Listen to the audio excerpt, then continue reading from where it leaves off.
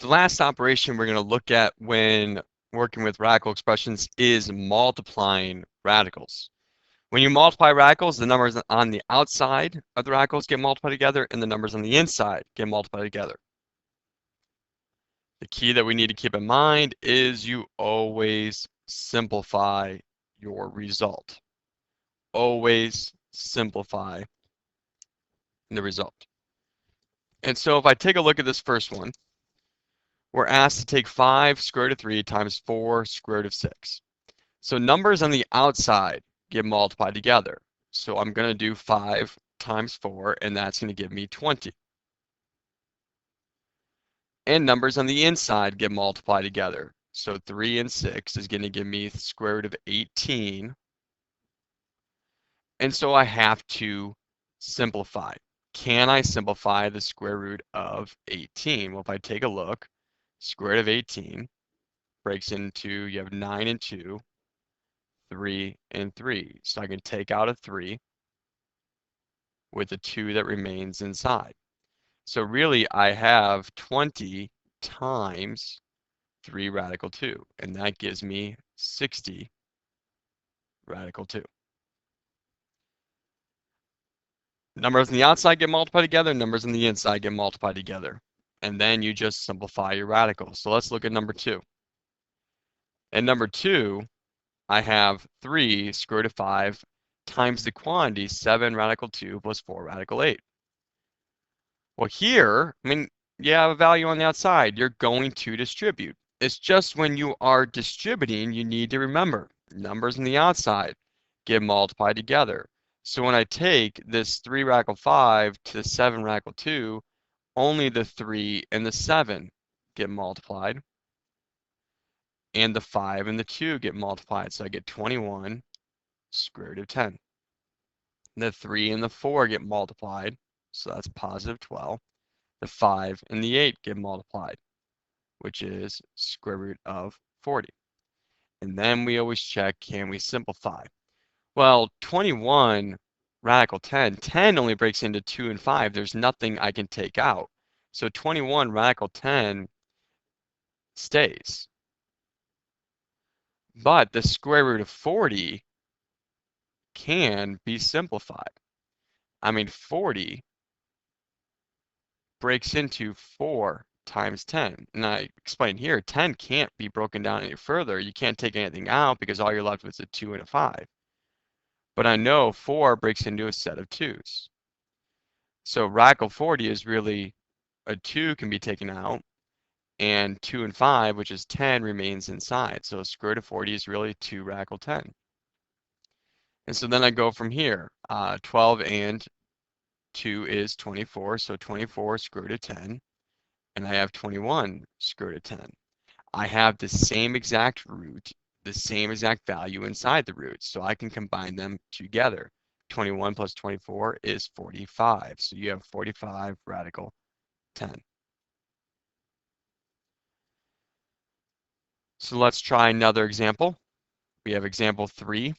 Now you have a binomial times a binomial. You need to remember to distribute.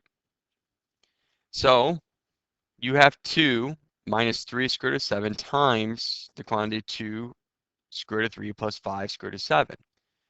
The 2 is going to go to the first term, and when it does that, 2 is not part of a radical, so it's only going to be multiplied by the 2 on the outside. So 2 times 2 radical 3 is 4 radical 3. 2 times 5 radical 7 is positive 10 radical 7. When I distribute the other one, negative 3 radical 7 times 2 radical 3, the negative 3 and the 2 get multiplied to give me negative 6, and the 7 and 3 get multiplied to give me square root of 21. The negative 3 and the 5 get multiplied to give me negative 15. And then 7 and 7, well, that's interesting. Inside, 7 times 7 is 49. Well, the square root of 49 is actually the number 7. I'm multiplying a radical by itself. Well, the radical is just going to cancel, and you're left with the original number. And so let's finish simplifying. 4 radical 3, you can't simplify that anymore. Leave it alone. Radical 7, you can't simplify anymore. Leave it alone. 21, there are no pairs to take out. leave it alone. Negative 15 and 7 gives me negative 105. And so nothing else can be combined, and I leave it alone. And that's my simplified expression. Let's look at two more examples of this. Now we're dealing with cube roots. 5 times the cube root of negative 12ab to the 4th times 3 cube root of 18a squared b squared. So when we're multiplying, numbers on the outside get multiplied together. So 3 and 5 is 15. Numbers on the inside get multiplied together. So I have on the inside of my cube root, negative 12 and 18 is negative 216. A and a squared is a cubed. B to the 4th and b squared is b to the 6th. And so what do? We apply the idea that we can break our root apart across the coefficient, so cube root of negative 216, and I have cube root of a cubed b to the 6th. So the cube root of negative 216, I need to figure out what I can take out. Well, negative 216, I'm going to work with a positive, is 12 and 18. 12 is going to be 4 and 3. 4 is 2 and 2. 18 is 3 and 6. 6 is 3 and 2. So cube root, you look for 3 of the same values. So I have 2 2's. I can pair up with this 2 over here. So I can take out a 2. I have also 1, 2, I do have 3 3's. And so I could take out a 3 as well. And if you look, nothing remains on the inside. Well, since it is the cube root of a negative, the cube root of a negative is negative, so negative 2 times 3 is negative 6. And the cube root of a cubed is a. The cube root of b to the 6th is b squared, and that's applying that division. 3 divided by 3 is 1, you can take out 1a. 6 divided by 3 is 2, you can take out 2, nothing remains on the inside. And so really I have 15 times negative 6 ab squared, which gives me negative 90 ab squared as my final simplified expression. Last example, number 5.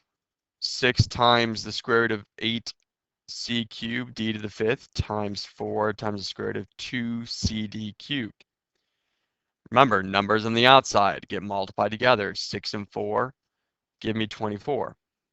Numbers on the inside get multiplied together.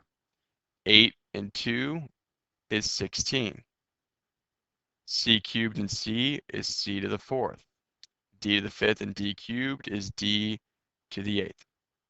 And then you just simplify from it. Imagine the square root being split across each one separately. Well, the square root of 16 is exactly 4. The square root of c to the 4th is c squared. The square root of d to the 8th is d to the 4th. And piece it all back together. 24 and 4 is 96. So I get 96 c squared d to the 4th as my final simplified expression. And so this video focused on multiplying radicals, which involved a lot of concepts. We still have to simplify them. We still maybe have to combine like terms when necessary if I see a plus sign or minus sign there. So that's why we're doing multiplication at the end, as it applies many of the properties we've already learned.